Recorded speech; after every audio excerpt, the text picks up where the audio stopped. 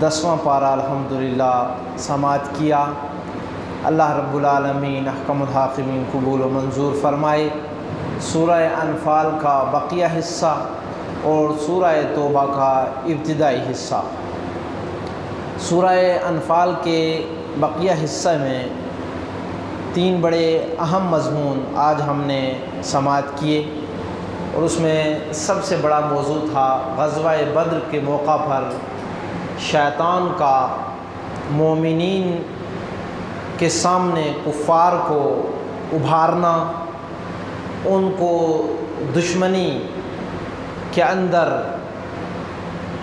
سخت کروانا اور جنگ کرنے کے لیے آمادہ کرنا، اور ان سے جھوٹے وعدے کرنے، جھوٹے دلاسے کرنے اور جھوٹا وعدہ دلانا، اپنے تعاون کا بھرپور یقین دلانا۔ شیطان، میں نے پہلے بھی آپ سے گزارش کی، اور شیطان کس طرح سے انسان کو دھوکہ دیتا ہے، اس کو قسمیں دلوا کر گمراہ کرتا ہے، دشمنی پر ابھارتا ہے۔ یہ اس کے ہتھیار میں سے ایک بڑا ہتھیار ہے کہ وہ قسمیں کر کر کے انسان کو اس چیز پر مجبور کرتا ہے کہ وہ گناہ کر جائے، وہ اللہ کی نافرمانی کر جائے، وہ رسول اللہ صلی اللہ علیہ وسلم کی بغاوت کر جائے۔ اس چیز پر شیطان اس کو خوب جو ہے وہ آمادہ کرتا ہے، اور اس کا پہلا ہتھیار ہے کہ وہ قسم دے کے یقین دلاتا ہے۔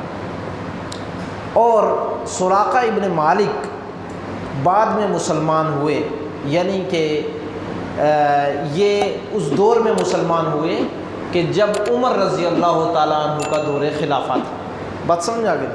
تو اس کی شکل میں شیطان آیا اور مشرکین کو فتح کی بشارت سنانے لگا۔ تم کامیاب ہو جاؤ، تمہیں فتح ملے گی، تمہارے پاس تعداد بھی زیادہ ہے۔ رسول اللہ صلی اللہ علیہ وسلم کے ساتھ 313 تھے، 313، رمضان کا مہینہ، نہتے لوگ، کوئی ساز و سامان نہیں۔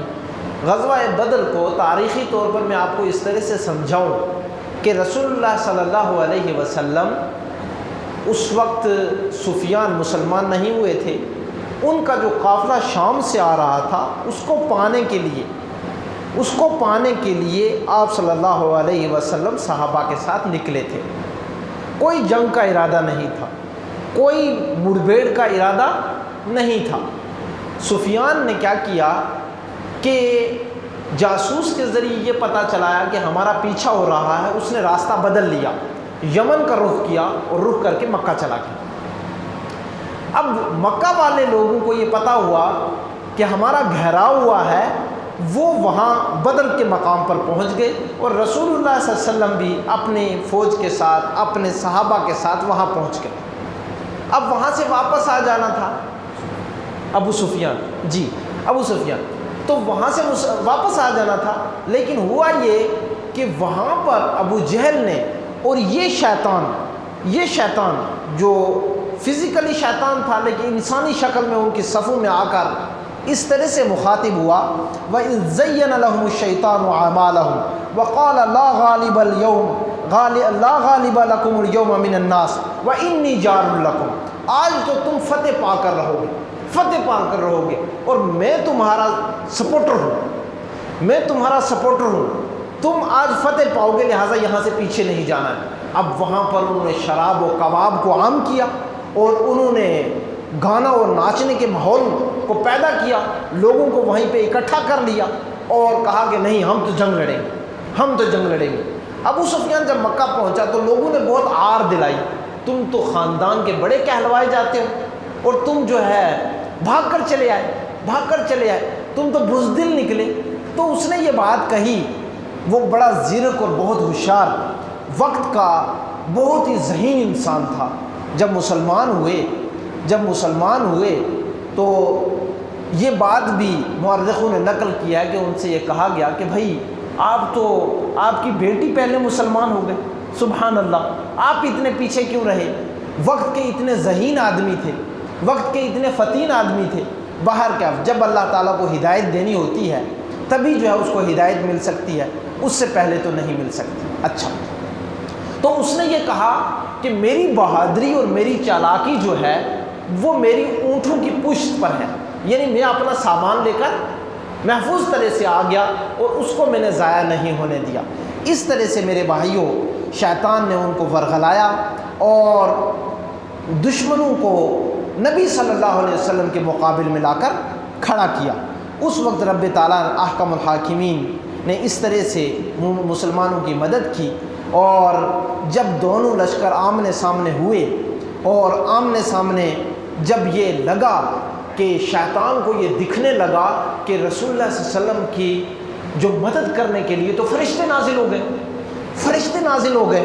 جیسے ہی اس نے دیکھا تو کہنے لگا کہ انی بری منک، انی بری منک، میں تو بھائی تمہارے سے بری ہوں، اب تم جانو اور یہ جانے۔ جی ہاں، انی ارا ما لا تروا انی اخاف اللہ واللہ شدید العقاب، جو مجھے دکھ رہا ہے نا وہ تمہیں نہیں دکھ رہا ہے۔ مجھے فرشتے دکھ رہے، فرشتے گھوڑوں پر سوار دکھ رہے، ان کے ہاتھوں میں تلواریں بھی دکھ رہی ہیں، وہ تمہیں نہیں دکھ رہی ہیں۔ مجھے اللہ سے اب ڈر لگ رہا ہے، مجھے اللہ سے ڈر لگ رہا ہے، لہٰذا میں تو جا رہا ہوں، اللہ سخت عذاب نازل کرنے والا ہے، سخت عذاب نازل کرنے والا۔ لوگ کہنے لگے ارے سردار تو کہاں بھاگ رہا ہے، تو کہہ رہا تھا ڈٹ کے رہنا، ڈٹ کے رہنا، اب تم کہاں جا رہے ہو؟ دیکھو میرے بھائیوں، اس کی شکل موجودہ اگر میں آپ کو جغرافیکلی بھی اور آنکھوں سے دیکھی ہوئی بھی اور جو آپ بھی دیکھ رہے ہو دکھاؤں، وقت کا شیطان امریکہ، وقت کا اس وقت شیطان کیا کیا؟ یوکرین کو کہا ڈٹ کے رہنا، ڈٹ کے رہنا، روس کے سامنے سب کچھ دوں گا، اور ابھی تک جو دینے کے بل ہیں اور دینے کی تمام چیزیں کہہ رہے ہیں اس پہ دستخط نہیں ہو رہا، دیں گے، ڈٹے رہنا۔ آدھا یوکرین ختم ہو گیا، آدھا یوکرین ختم ہو گیا، لیکن ابھی کہہ رہا سائن ہو رہے ہیں، آئے گی مدد آئے گی۔ میرے بھائیوں، اس طرح کے شیطان معاشرے میں رہتے ہیں جو بھائیوں کو بھی لڑاتے ہیں، دو پارٹنروں کو لڑاتے ہیں، دو رشتہ داروں کو لڑاتے ہیں، بہن بھائیوں کو لڑاتے ہیں، کچہری کے اندر منصف کی شکل میں داخل ہوتے ہیں، مجرم کی شکل میں نکلتے ہیں، منصف کی شکل میں داخل ہوتے ہیں، مجرم کی شکل میں نکلتے ہیں۔ میرے بھائیوں، ایسے شیطانوں سے باز رہنا چاہیے، اللہ اور رسول کی بات ماننا چاہیے۔ پیچھے بات گزری تھی درس میں، فَإِن تَنَازَعْتُمْ فِي شَيْءٍ فَرُدُّوهُ إِلَى اللَّهِ وَالرَّسُولِ، جھگڑے ہو جاتے ہیں، جھگڑے ہو جاتے ہیں، جھگڑوں کے فیصلے کے لیے شیطان کے پاس نہیں جانا، اللہ اور رسول کے پاس آنا۔ بیوی شوہر کا ہو جائے، باپ بیٹے کا ہو جائے، بھائی بھائی کا ہو جائے، دوست دوست کا ہو جائے، پارٹنر کا ہو جائے، کسی کا بھی اللہ اور رسول کے پاس آنا، اللہ سے ڈرتے رہنا، کبھی شیطانوں کے پاس نہیں جانا۔ اچھا جی، اس واقعے میں بہت بڑا سبق ہے، رب تعالیٰ مومنوں کی کس طرح سے مدد کرتے ہیں۔ آج بھی فرشتے اتر سکتے ہیں، بندہ سچا ہونا چاہیے، مومن ہونا چاہیے، متقی ہونا چاہیے۔ کس طرح ہمارے معاملات میں غیبی مدد آتی ہے، کبھی اس کا آپ نے جائزہ کیا ہے، محاسبہ کیا ہے کہ کس طرح اللہ ہماری مدد کرتے ہیں؟ میرے بھائیوں، یہ صرف اللہ کا کرم ہے، لہٰذا ہمیشہ اللہ رب العالمین کی شکر گزار رہیے، اور ان تاریخی واقعات سے، ایمان افروز واقعات سے اپنے اندر ایک یقین پیدا کیجئے، اللہ ضرور مدد کرتے ہیں، ضرور مدد کرتے ہیں، اور اللہ تعالیٰ نے مدد فرمائی۔ مورخ لکھتے ہیں معاذ اور معوذ جنہوں نے ابو جہل کو قتل کیا تھا، دونوں بھاگتے ہوئے آئے اور کہنے لگے اللہ کے رسول صلی اللہ علیہ وسلم ہم نے قتل کیا۔ کہا بھائی نشان دکھاؤ۔ دونوں کی تلوار دیکھی گئی، جس کی تلوار کے ساتھ خون تھا اس کو جو ہے تمام چیزیں دی گئی، اس کا گھوڑا، اس کے زیرے، اس کی تمام چیزیں دی گئی۔ وہاں پر ایک صحابی بھاگتے ہوئے کہنے لگے اللہ کے رسول صلی اللہ علیہ وسلم میں بھی دشمن کو قتل کرنے کے لیے گیا، میری تلوار پہنچی نہیں تھی، اس کی گردن پہلے کٹ گئی تھی، پہلے کٹ گئی تھی۔ تو اللہ کے رسول صلی اللہ علیہ وسلم مسکرائے، کہا یہ اللہ کی مدد تھی، اللہ کی مدد تھی، اللہ نے اپنے لشکر بھیجے، انہوں نے جو ہے کیا کیا کہ دشمنوں کو ختم کر دیا اور نیست و نابود کر دیا۔ میرے بھائیو، اللہ کی مدد آج بھی ہے، بس بندے کو اللہ پر صحیح توکل کرنے والا، یقین کرنے والا، اپنے اندر حلال و حرام کی تمیز کر کے زندگی گزارنے والا ہونا چاہیے۔ اس کے بعد میرے بھائیو، اللہ تعالیٰ کی مدد کب آتی ہے اس کے لیے کچھ اصول بتائے گئے۔ یا ایھا الذین آمنوا اذا لقیتم فئۃ فاثبتوا واذکروا اللہ کثیرا لعلکم تفلحون۔ 4 چیزیں بتائی گئی۔ سب سے پہلے میدان جنگ میں ثابت قدمی، ڈٹے رہنا، صبر کرنا۔ میدان جنگ میں پیاس بھی ہوگی، بھوک بھی ہوگا، خوف بھی ہوگا، ڈر، جان کا ڈر، بال بچوں کا ڈر، تمام چیزیں اس وقت جھنجھوڑیں گی، انسان کو جھنجھوڑیں گی، آدمی کو خوف محسوس ہوگا، بھوک ہوگی، تکلیف ہوگی، لیکن ڈٹے رہنا، تب اللہ کی مدد آتی ہے۔ دوسرے اس وقت میں اللہ کا ذکر کرنا، الا بذکر اللہ تطمئن القلوب، دلوں کے اندر خوف کب ختم ہوتا ہے، یقین کب مضبوط ہوتا ہے، ایمان کب باقی رہتا ہے، جب انسان اللہ کا ذکر جاری رکھے، زبان پر اللہ کا ذکر۔ اگر وہاں گلے شکوے آ گئے، اگر وہاں پر یہ آ گیا، ارے فلاں نے مدد کے لیے کہا تھا وہ بھاگ گیا، لہٰذا ہم بھی بھاگ جاتے، لہٰذا اس وقت پھر مدد نہیں آتی ہے۔ اسی طرح سے اختلاف اور لڑائی سے بچنا چاہیے۔ پیارے رسول صلی اللہ علیہ وسلم نے فرمایا لا تتمنوا لقاء عدوکم، دشمنوں سے جھگڑے کی امید رکھنا یہ جائز نہیں ہے۔ آدمی پلان بناتا رہے، میں ہوتا تو یہ کرتا، میں ہوتا تو یہ کرتا، میں کروں گا تو یہ کروں گا، وہ کروں گا۔ لا تتمنوا لقاء عدوکم، دشمنوں سے ملاقات کی تمنا کرنا یہ جائز نہیں۔ فَإِذَا لَقِيتُمْ فَاثْبُتُوا، ہاں جب وہ چلا آئے پھر ڈٹ جاؤ اور ڈٹ کے لڑو۔ یہ ہے اسلام کا اصول۔ بلکہ ایک حدیث میں آتا ہے مَن لَمْ يَغْزُ وَلَمْ يُحَدِّثْ نَفْسَهُ بِالْغَزْوِ مَاتَ عَلَى النِّفَاقِ، جو دشمنوں سے کبھی نہ لڑے اور لڑنے کا اپنے اندر ایک امید بھی نہ رکھے، لڑنے کی امید بھی کہ اگر اللہ نے مجھے اپنے راستے میں موقع دیا تو میں کبھی پیچھے نہیں ہٹوں گا۔ فرمایا وہ منافق ہوتا ہے، نفاق کی حالت میں مرتا ہے۔ لہٰذا اللہ کے راستے میں جان قربان کرنا، اس چیز کو زندہ رکھنا ہمیشہ سینے کے اندر، یہ ایمان ہے۔ اور اگر آدمی ہمیشہ یہ سوچے بھائی میں تو لڑائی نہیں کروں گا، تو یہ نفاق ہے، ضروری ہوگا ایمان کا محاسبہ کرنا۔ اسی طرح سے مقابلے کے اندر ناموافق جب حالات ہو جائے تو صبر بھی کرنا چاہیے، تبھی اللہ کی مدد نازل ہوتی ہے۔ پھر اس کے بعد میرے بھائیوں بہت بڑا ایک دوسرا درس ہمارے سامنے مضمون آیا، وہ ہے مہاجرین اور انصار کے فضائل۔ سبحان اللہ، آج میں ایک یہودی کو سن رہا تھا، یہودی کو وہ یہ 3 چیزیں بتا رہا تھا اسلام کو ڈیمیج کرنے کی، اسلام کو، اسلامی قوانین کو، اسلامی نظام کو، اسلامی ثقافت کو، اور اسلام نے جو ہمیں نظام دیا ہے اس کو ڈیمیج کرنے کی 3 چیزیں بتا رہا تھا۔ ایک یہ کہہ رہا تھا اطعن فی رؤسائی، ان کے جو بڑے بڑے لوگ تھے ان کے اندر طعن و تشنیع پیدا کرو، ان کی کردار کشی کرو۔ کردار کشی سمجھتے ہو؟ کردار کشی کس کو کہتے ہیں کردار کشی؟ اردو کا ایک لفظ ہے،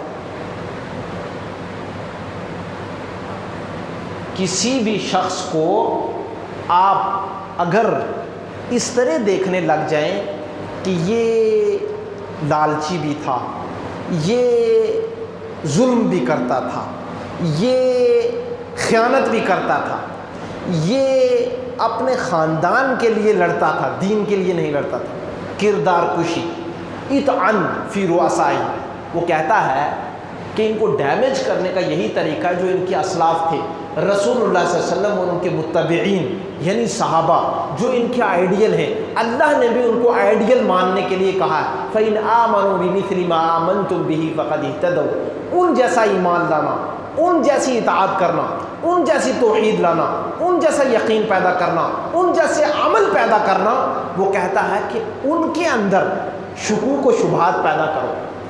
مسلمانوں کے ذہن میں صحابہ لڑے کیوں تھے، صحابہ مالدار کیسے ہو گئے تھے، صحابہ فلاں جنگ میں ایسا کیوں کیے، فلاں جنگ میں ایسا کیوں کیے، بات سمجھ آ گئی نہیں؟ یہ تمام چیزیں ان کے ذہن میں پیدا کر دو تو ظاہر سی بات ہے جب والد کا احترام بچے کے دل سے نکل جائے گا تو والد کے راستے پر بچہ چلے گا۔ بھئی ہمارے روحانی والد تھے نا رسول اللہ صلی اللہ علیہ وسلم، پھر صحابہ ہمارے روحانی والد تھے نہیں تھے، انہوں نے ہماری تربیت کی ہے۔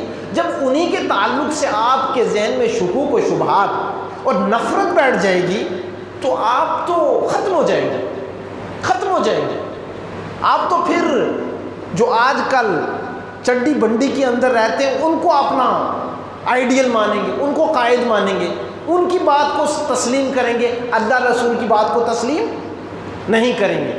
یہ یہودیت کا ایک بہت بڑا ہتھیار ہے کہ نعوذ باللہ صحابہ کے تئیں، صحابیات کے تئیں آج کا چھوٹا سا بچہ اور جس کو جاہل کو کچھ بھی نہیں آتا وہ اٹھ کے کہتا ہے بہت ظلم کیے، بہت ظلم کیے صحابہ نے فلاں کے ساتھ یہ کیا، فلاں کے ساتھ یہ کیا، معاویہ نے علی رضی اللہ تعالیٰ عنہ کے ساتھ یہ کیا، اس نے اس کے ساتھ یہ کیا۔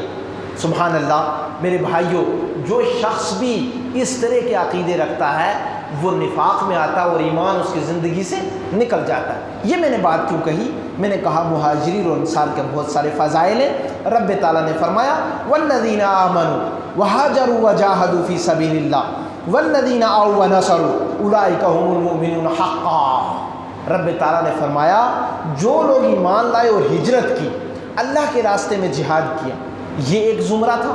دوسرے کون سے لوگ تھے؟ والذین آووا ونصروا، دوسرے وہ لوگ تھے جنہوں نے ان لوگوں کو پناہ دی، ان کی حفاظت کی، ان کی مدد بھی کی، ان کو باغ بھی دیے، ان کو گھر بھی دیا، ان کے لیے اپنے تمام تر قربانیاں پیش کر دی۔ فرمائے یہ جو دونوں ٹائپ کے لوگ تھے، سوا ہجرت کرنے والے، سوا مدد کرنے والے، اولئک هم المؤمنون حقا، سچے مومن یہی تھے، سچے مومن یہی تھے۔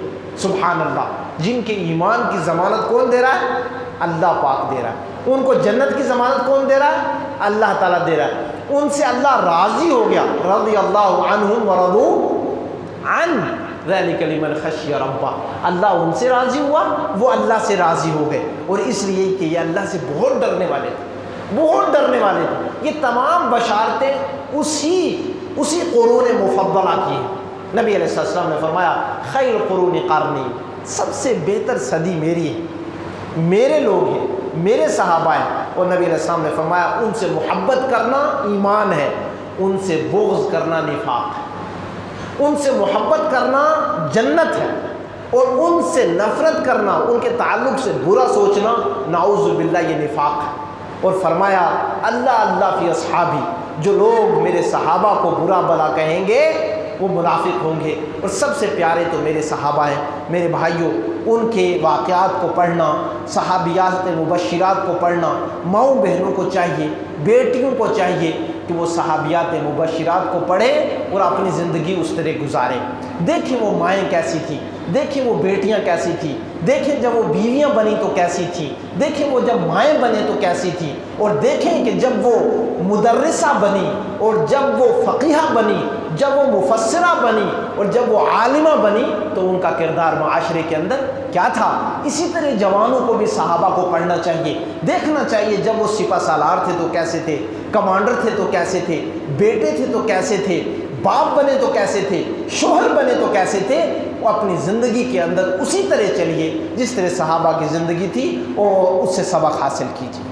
اس کے بعد میرے بھائیوں سورہ توبہ کا مضمون آیا، اور سورہ توبہ کے اندر 5 چیزوں کا ذکر ہوا، بلکہ 6 چیزوں کا۔ سب سے پہلی چیز تھی مسجدوں کو آباد کرنے والے کون لوگ ہوتے ہیں۔ سبحان اللہ، آج ہم یہاں بیٹھے اللہ کی توفیق سے بیٹھے، اور اللہ تعالیٰ یہ توفیق ہماری زندگی میں باقی رکھے۔ سبحان اللہ میرے بھائیوں، سب سے بڑی بات اللہ نے فرمائی انما یامر مساجد اللہ من آمن باللہ والیوم الآخر۔ مسجدوں میں بیٹھنے والے، مسجدوں کی تعمیر کرنے والے، مسجدوں میں لائٹ لگانے والے، پنکھا لگانے والے، امام کو تنخواہ دینے والے، امام کو لانے والے، درس کو قائم کرنے والے، یہ وہ لوگ ہیں جو اللہ پر ایمان لانے والے، آخرت پر ایمان لانے والے، نماز قائم کرنے والے، زکوٰۃ دینے والے، اللہ سے ڈرنے والے، اللہ سے ڈرنے والے۔ اور پھر فرمایا فعسیٰ اولئک ان یکونوا من المہتدین، قریب ہے اللہ ان کو ہدایت پر رکھے۔ سبحان اللہ، اللہ تعالیٰ ہمیں ہدایت پر رکھے، اور مسجدوں کی تعمیر، اور مسجدوں کو بناؤ سنگار، اور مسجدوں کی ہر طرح دیکھ ریکھ کرنے والا اللہ تعالیٰ ہمیں بنا دے، کیونکہ یہ ایمان ہے۔ اللہ ہماری نسلوں میں بھی باقی رکھے، آمین یا رب العالمین۔ اس کے بعد ہماری محبتوں کا معیار کیا ہونا چاہیے؟ سورہ توبہ میں رب تعالیٰ نے فرمایا قل ان کان آباؤکم، اگر تمہارے والدین، تمہارے بچے، تمہارے بھائی، تمہاری بیویاں، تمہارے رشتہ دار، تمہارا کمایا ہوا مال، تمہاری تجارت اور بزنس، تخشون کسادہ، جس کے تم ختم ہونے سے بڑے ڈرتے ہو، اور تمہاری بہت بڑی بلڈنگیں جن میں تم رہ کر بڑا سکون حاصل کرتے ہو، احب الیکم من اللہ و رسولہ، اللہ اور رسول سے زیادہ پسند ہو گیا، نعوذ باللہ، اللہ ایسا نہ کرے، اللہ ہمیں اس چیز سے بچا دے، و جہاد فی سبیل، اور اللہ کے راستے میں جہاد کرنے سے یہ چیزیں تمہیں زیادہ پسند ہیں، بیوی زیادہ پسند ہے، جہاد پسند نہیں ہے، اللہ پسند نہیں ہے، رسول اللہ صلی اللہ علیہ وسلم سے محبت نہیں ہے، اچھا ماں باپ سے زیادہ ہے، مال سے زیادہ ہے، بلڈنگ سے زیادہ ہے، بزنس سے زیادہ ہے، فتربصوا حتی یاتی اللہ بامرہ، تو پھر اللہ کے عذاب کا انتظار کرو، نعوذ باللہ نعوذ باللہ، اللہ تعالی ہمیں بچائے۔ اللہ اور رسول سے محبت کی دلیل یہ ہے، آذان ہو تو بزنس چھوڑ دو، بیوی کو چھوڑ دو، گھر کو چھوڑ دو، آرام دہ بستر کو چھوڑ دو، یہ ہے اللہ اور رسول سے محبت کی دلیل کہ ہم اللہ اور رسول سے محبت کرتے ہیں۔ جب کہیں مشکل میں مسلمان پڑ جائے تب بھی یہ تمام چیزیں چھوڑ دو اور مسلمانوں کی مدد کے لیے نکل آؤ، مال سے مدد ہو، جان سے مدد ہو، زبان سے مدد ہو، قلم سے مدد ہو، لہٰذا ضروری ہوگا کہ ہم اپنا محاسبہ کریں اور ہمیشہ اللہ اور رسول کے لیے نکلیں اور اللہ اور رسول سے سب سے زیادہ محبت کریں۔ سب بیوی کہتی ہے داڑھی نہیں رکھنا، کیا کروں، رکھنا تو چاہتا ہوں بس بیگم منع کرتی، تو گویا اللہ رسول سے محبت نہیں کرتا، بیگم کے آگے جھک کے، بیگم کے آگے اچھا کیا کروں، داڑھی رکھنا چاہتا ہوں لیکن نوکری جہاں کرتا ہوں بوس منع کرتا ہے، لہٰذا میں نے داڑھی رکھنی بند کر دی ہے۔ گویا اللہ رسول سے محبت نہیں کرتا، بوس سے کرتا۔ پھر کیا کرتا ہے، بھائی کیا کروں، میں سود تو نہیں لینا چاہتا لیکن جس کمپنی میں لگا ہوں وہ کمپنی کہتی ہے کہ جناب سود لینا پڑے، تو گویا اللہ اور رسول سے جھگڑا کر رہا ہے اور کمپنی والوں کو خوش کر رہا ہے، نعوذ باللہ۔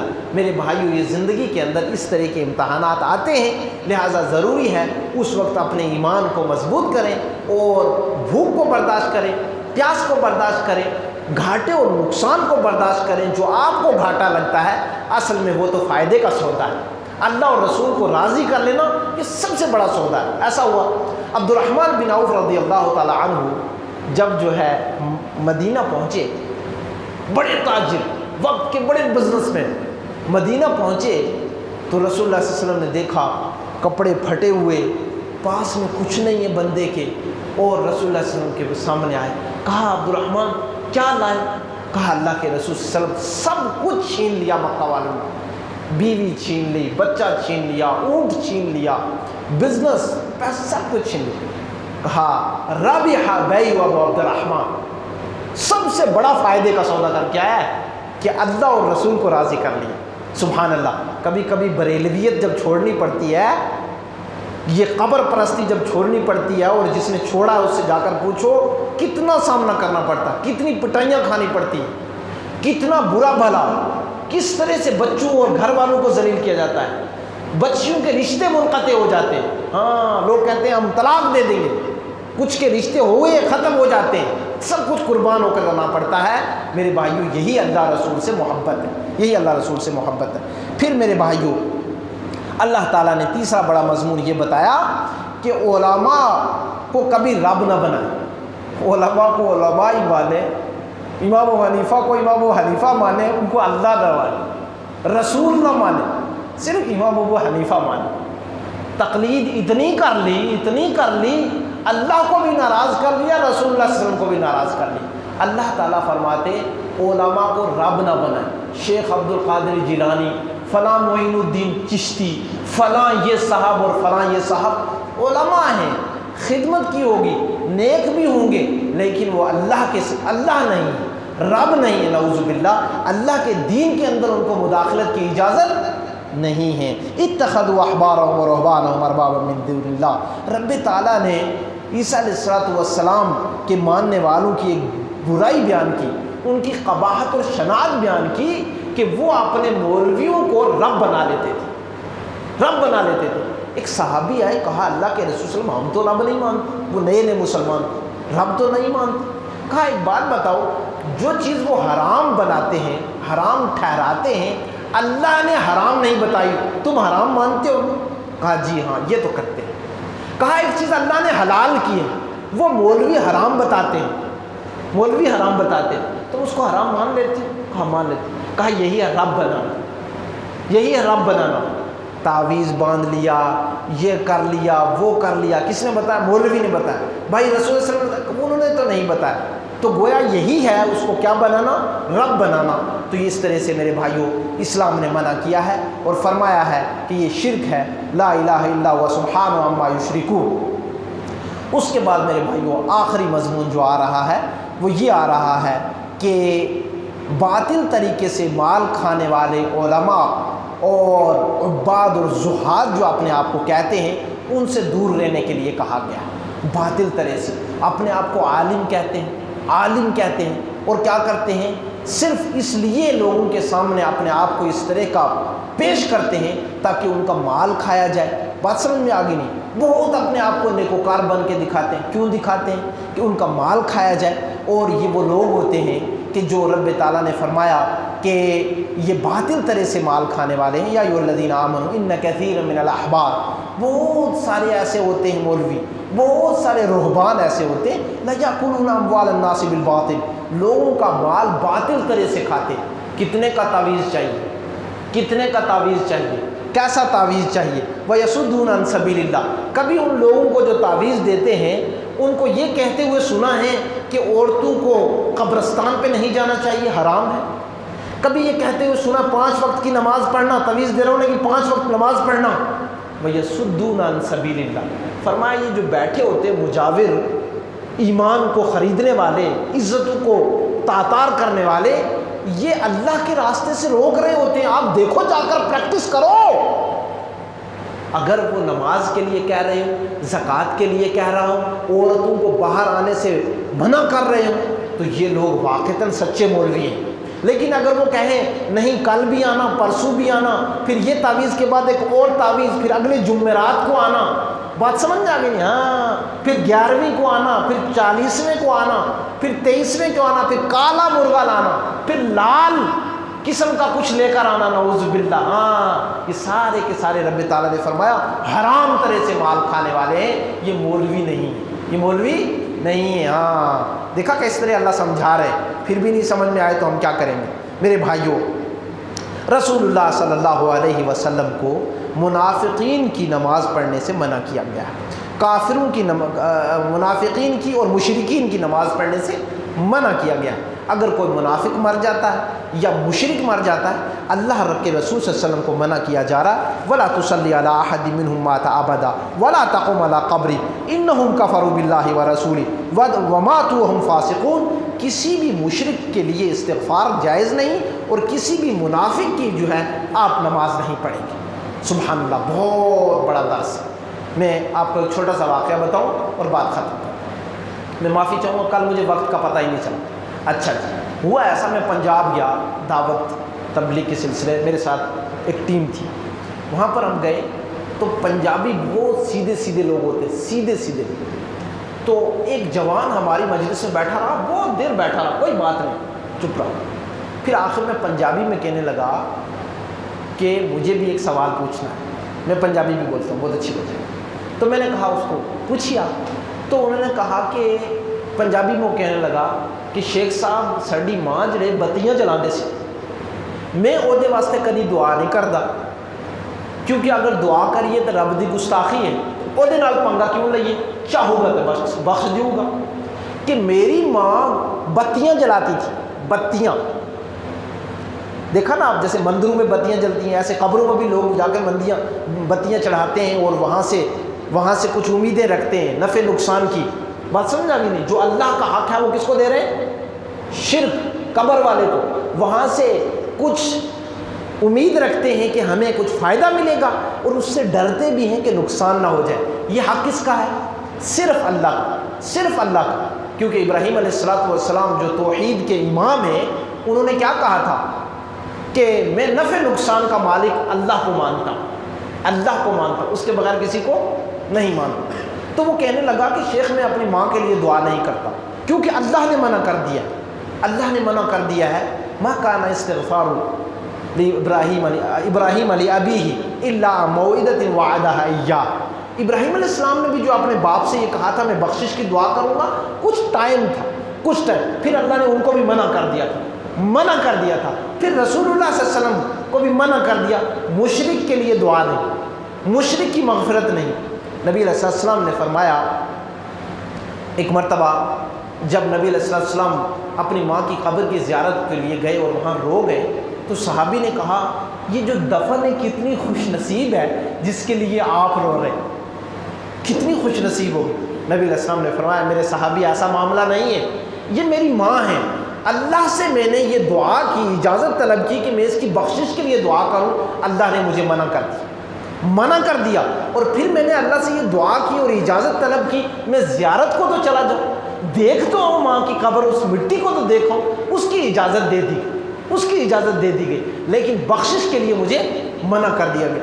وہ پنجابی لڑکا مجھے کہتا ہے شیخ اگر میں یہ دعا کروں گا تو مجھے ڈر لگتا ہے اللہ ناراض ہو جائے گا، کیونکہ مجھے اللہ نے منع کیا ہے، لہٰذا میں اللہ رب العالمین سے جھگڑا کرنے کے لیے تیار نہیں ہوں، یہ اس کے رحم پر ہے، پتہ نہیں اس نے بخشش کی یا نہیں کی، میں نے اپنی آنکھوں سے شرک کرتے دیکھا، کہتا میں نے اپنی آنکھوں سے شرک کرتے دیکھا تھا، لہٰذا میں اس کے لیے دعا نہیں کرتا ہوں۔ میرے بھائیوں، اس طرح سے انسان کو چاہیے اپنی تیاری کریں، اس طرح سے چاہیے ایمان میں داخل ہو جائے، اس طرح سے چاہیے کہ صحابہ کے طریقے پر چلے، اس طرح سے چاہیے کہ مسجدوں کے ساتھ جڑا رہے، اس طرح سے چاہیے کہ اپنی نماز اور زکوٰۃ کا اہتمام کرے، اس طرح سے چاہیے کہ اللہ کے راستے میں جان مال سب کچھ لٹانے کے لیے تیار رہے، اس طرح سے چاہیے کہ انسان اپنے ایمان کو تازہ رکھے، جب بھی میری ضرورت پڑی تو اللہ میں حاضر ہوں، اس طرح سے انسان کو اپنے آپ کو تیار رکھنا چاہیے۔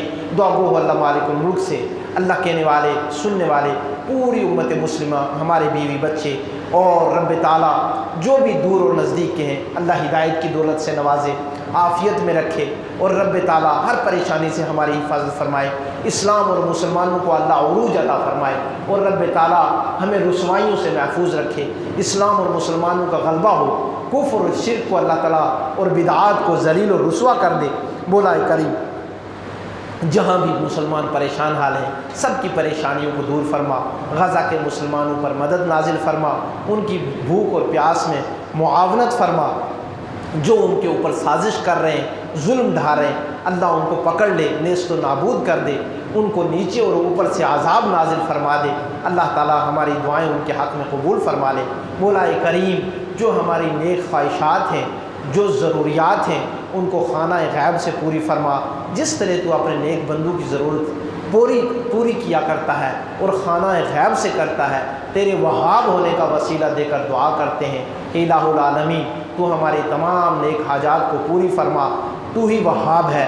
مولا کریم جو بیمار ہیں انہیں شفائے کلی عاجلی عطا فرما دے، جو تنگ دست ہیں انہیں کشادگی عطا فرما دے، جو قید و بند کے اندر ہیں انہیں رہائی عطا فرما دے۔ مولا کریم ہمارے ملک میں امن اور سکون عطا فرما۔ مولا کریم جہاں بھی مسلمان پریشان حال ہیں سب کی پریشانیوں کو دور فرما، جن بچیوں کے رشتے نہیں اللہ ان کو نیک رشتے عطا فرما، جن بچوں کے رشتے نہیں لگے اللہ تعالیٰ ان کو بھی نیک بچیاں عطا فرما۔ مولا کریم پاک باز زندگی دے، حرام سے دور رکھ اور حلال زندگی کو گزارنے کی توفیق عطا فرما دے۔ آمین و صلی اللہ نبی الکریم۔ سبحانک اللہ و بحمدک، اشہد ان لا الہ الا انت، استغفرک و اتوب الیک۔